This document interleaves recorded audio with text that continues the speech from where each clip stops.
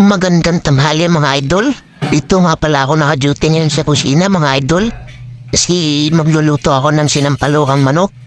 At habang inuhugasan ko yung karne ng manok mga idol, kukuluan ko na yung bunga ng ng sampalok mga idol. So habang hinuhugasan ko yung karne ng manok mga idol, pitso lang yung ating lulutuin mga idol. Pitso lang yung parte ng karne ng manok sa ating lulutuin. Habang hinuhugasan ko ito, kumukulo na yung mga idol, yung bunga ng sampalok mga idol. Kapag yan ay malambot na, dudurugin na natin yung idol hanggang sa lumabas yung katas. Yan na ay na mga idol. Malambot na siya. Dudurugin na natin ang ganito tayo mga idol. Hanggang sa humiwala yung balat doon sa kanyang buto. Para lumabas talaga yung kanyang katas na idol. Kasi yun pong asin yan ang natin kailangan. Hindi po yung mismong bunga mga idol. Yung kanyang katas lang po. Yan. Pag nadurog yan mga idol, abi muna natin yun, tapos disahin natin bahagi ang karing manok. Tapos lagyan ng sabaw. At pakukuluin hanggang sa lumambot. Kapag kayan ay medyo malambot na mga idol, ilalagay na natin yung patas ng sampalok mga idol. Naglagay din po ako ng kunting tanglad mga idol para maalis po yung kanyang langsa mga idol. Yan, ilalagay na natin yung katas ng sampalok mga idol. Yan. Durog na durog siya mga idol. Tapos kumuton siya mga idol para mong gawas ang katas mga idol. Baga isahin siya. Siyempre kailangan ninyo lang salaan para hindi po humalo sa sabaw yung balat ng sampalok, bunga ng sampalok mga idol. Kasi po yan, magaspang po yan mga idol.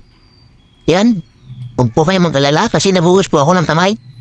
Sadyang ganyan lang po ang kulay ng aking kamay. Dark brown, pero malinis po yan. Nagugas po ako ng kamay. Ayan, pag nailabihan na natin yung katas, tatakpan po natin yan. At habang nagpapahulog tayo ng karne manok, mag-blend tayo ng pipino with the London juice flavor. Para may juice tayo mamaya habang nananghalian tayo.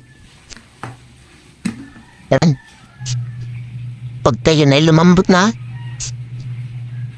masarap yun. Niluluto na. Yan, maingay po yung aking blender, idol. Parang mixer ang tunog. Kaya po yan maingay mga idol kasi nilagyan ko pa ng hilo. Kung para tuloy yung mixer ang tunog niya. Kaingay. Yan. Talandan po yan. At saka yung pipino. Yun po kasi yung gusto kong lasa eh. Yung dalandan. With pipino. Masarap yan para sa akin eh. Yung lasa ng pipino at saka Ayan mga idol, malambot na siya. Lalagay na natin yung gulay mga idol. Ang gulay na gusto kong ilagay yung sitaw lang mga idol. Yung iba kasi pag nagluluto niyan, mustasa nilalagay, hindi kaya yung kitsay. Ito yung gusto ko, yung sitaw lang. Yung gulay lang yung nilalagay ko dyan mga idol. Masarap po yan mga idol. Natimplahan ko na rin po yan. Pero titikman pa rin natin. Sigurado mga idol. Yan, titikman ko. Yan. Masarap. Tamang-tama yung lasa. At pala yung asin. At pala din po yung alat. Yan. Luto na mga idol. Hanguin natin ito mamaya.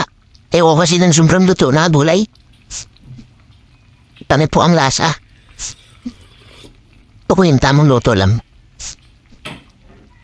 Hindi sobrang hindi pong luto lang ba. Yan guys. Puno natin ang bagya. Tapos yan guys, ahanguin na natin yan. Tapos na rin yung pagbibin ko ng Diyos. Ayan na siya guys. Luto na siya. Mananghalian na tayo.